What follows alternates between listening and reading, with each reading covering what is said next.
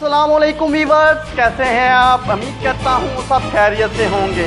तो हम शुरू करते हैं इस गेम को। हमारे पहले खिलाड़ी का नाम है जी मुनीबुर रहमान, दूसरे खिलाड़ी का नाम है जी रमश सरफराज, तीसरे का उस्मान जुल्फ़कार फिजान जुल्फ़कार और चौथे खिलाड़ी का नाम है जी उस्मान नईम, पांचवें खिलाड़ी का नाम है जी अली हसन नज़ीर।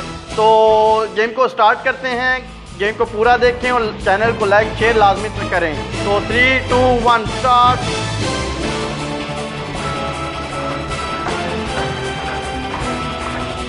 इन्होंने इन गिलासों में बॉल डालनी है बगैर हैंड लगाए, हैंड नहीं लगाना। ले जी, हमारे जो पहले खिलाड़ी हैं जिन्होंने गिलास में बॉल डाल सके हैं और गिलास बिल्कुल सीधा है, वो है उस्मान नईम।